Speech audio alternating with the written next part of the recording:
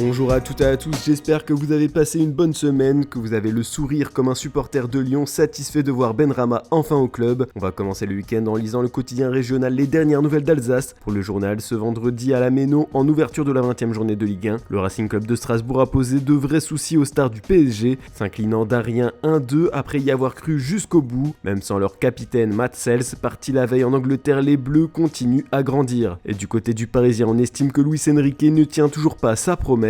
On peine à voir la progression de son équipe qui a encore produit un match poussif malgré la victoire à Strasbourg. Voici ce que l'on peut lire dans les colonnes du Média ce matin. Et on n'oublie pas la Coupe d'Afrique des Nations. Ce vendredi soir, la République démocratique du Congo a assuré la qualification en demi-finale de la CAN 2023 en s'imposant face à la Guinée 3-1. Les Léopards affronteront la Côte d'Ivoire ou le Mali. Et un peu plus tôt dans la journée, le Nigeria s'est offert l'Angola 1-0 et a rejoint donc encore une fois le dernier carré de la compétition. Et ce samedi, on a droit à un nouveau numéro de France Football. 4 mois après avoir annoncé sa retraite, Eden Hazard s'est longuement confié dans un entretien accordé au magazine. Sans le moindre remords et avec un franc-parler propre à lui, l'attaquant belge de 33 ans a alors détaillé sa personnalité et sa vision du football. Il assume avoir eu un mode de vie très éloigné de ce que peut exiger le football de très haut niveau. Je vais vous lire les meilleurs passages et il y en a beaucoup, pas facile de faire une sélection, alors voilà. Je suis un bon vivant, j'aime manger avec des amis, on boit un verre. Ça m'est arrivé veille de match de manger à la maison, boire une petite bouteille, tac. Au mois Boxing Day, c'est Noël, raclette, vin. On allait je ne sais pas où, but, alors que les gens me disent de faire attention, c'est bizarre, la diététique c'est nul, ça ne sert à rien, enfin, c'est bien si tu veux jouer jusqu'à 40 ans, je savais que ce ne serait pas mon cas. Un petit ruinard blanc de blanc, il est tout le temps dans le frigo, je ne pouvais pas me concentrer 2 heures avant un match, sinon après je faisais n'importe quoi, j'ai essayé de faire dans l'autre sens, concentration, préparation, échauffement, je faisais de la merde sur le terrain, mais vraiment, alors que tennis ballon, Mario Kart, tu rigoles, tu fais n'importe quoi dans le vestiaire, t'oublies carrément le match, son importance et puis t'y vas. Demi-finale de Coupe du Monde contre la France, pareil, souvent avec échauffement dégueulasse, je jouais bien, mon père en rigolait, avec Chelsea je viens de terminer une saison de malade, l'une des meilleures de ma carrière, je me dis maintenant je suis au Real, c'est peut-être les dernières vacances où je vais pouvoir me lâcher, et je me suis lâché comme je me lâchais tous les étés, 7 ans en Angleterre, sans coupure à Noël, à tout donner alors que j'étais 3-4 semaines de vacances, me cassais pas les pieds, barbecue, rosé, tout ça, et c'est ce qui me permettait de me remettre à zéro pour repartir. Après le Real, ça a mal tourné et voilà, Cristiano est un plus grand joueur que moi, mais en termes de football pur, honnêtement, je ne pense pas.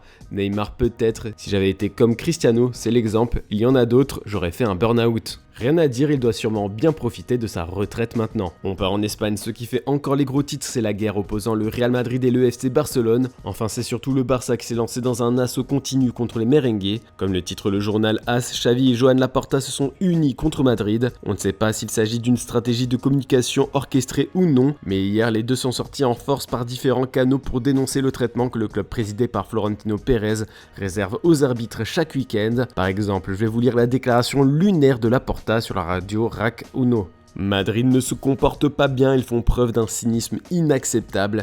Ils ont demandé l'extension de l'enquête sur l'affaire Negreira. Ce que fait Real Madrid TV est une honte. Je ne sais pas comment ils se le permettent. La fédération espagnole devrait dire que c'est une façon de faire pression sur les arbitres. Très clairement, pour beaucoup de médias espagnols, surtout pro-Real, Barcelone est en croisade contre le club de la capitale. Une technique de déstabilisation peut-être. Direction l'Angleterre pour retrouver un certain Jürgen Klopp.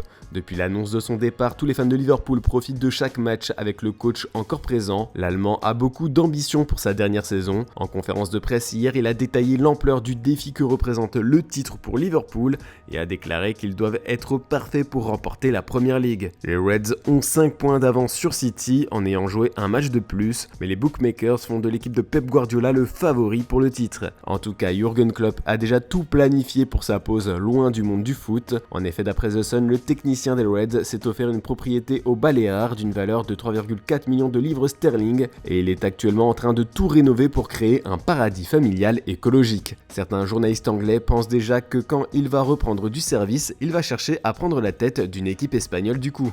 On va parler un peu d'Erling Haaland maintenant car le cyborg norvégien fait la une du Manchester Evening News ce samedi. Le journal titre cette fois qu'il n'y a pas de deal entre Erling Haaland et le Real Madrid contrairement à ce que certaines rumeurs ont voulu faire croire. Mais ça c'est surtout si on en croit les dernières déclarations du coach Pep Guardiola. Interrogé sur d'éventuelles velléités de départ de l'ancien du Borussia Dortmund, le technicien des Sky Blues a fait comprendre que ces rumeurs sont infondées. Je ne sais pas, il faut demander aux médias de Madrid, peut-être qu'ils ont plus d'informations que nous. Nous n'avons pas le sentiment qu'il est mécontent. Il l'était parce qu'il n'a pas pu jouer pendant 2 mois, parce qu'il était blessé, mais peut-être que les médias espagnols et surtout madrilènes ont plus d'informations que nous. En même temps, Pep Guardiola ne va pas laisser le Real Madrid s'offrir ce crack aussi facilement. Pour être bien complet sur cette revue de presse, on va lire les journaux italiens. La Gazzetta dello Sport ouvre son édition du jour sur le derby d'Italia prévu demain à 8h45. Pour le journal au papier rose, Marcus Thuram sera le joueur providentiel de l'Inter pour faire chavirer la Juventus. Les Bianconeri ne sont plus qu'à 1 point du leader interiste en haut du classement de Serie A. Ce n'est pas le seul Français qui fait les gros titres chez nos collègues transalpins, vous allez le voir, car on retrouve Adrien Rabiot en couverture de Tuttosport. Lui compte bien battre l'Inter avec la Juve. Par contre, comme l'annonce le journal, ça risque d'être l'un de ses derniers derbys d'Italia, car il ne souhaite pas encore prolonger son contrat qui prend fin en juin prochain. Par contre, Mike Maignan avec l'AC Milan va se voir offrir un contrat XXL. À en croire les informations de la Gazzetta dello Sport, le portier de l'équipe de France a apprécié tout ce qu'a fait son club pour l'instant dans la lutte contre le racisme. Il se voit bien longtemps encore à San Siro et du coup, il est prêt à s'asseoir à la table des négociations pour étendre son bail jusqu'en 2028. Mais attention, il veut une revalorisation salariale à hauteur de son impact sur les rossoneri. Du coup, il demande des émoluments à la hauteur de ce que touche actuellement Raphaël Leao. Si c'est accepté par les dirigeants milanais, il deviendra le joueur le mieux payé du club à égalité avec l'ailier portugais. Voilà, c'est tout pour ce samedi. On se retrouve demain matin pour une nouvelle revue de presse. Et n'oubliez pas, comme tous les samedis, on sort une vidéo sur notre chaîne secondaire Foot Mercato FC. Bonne journée à toutes et à tous.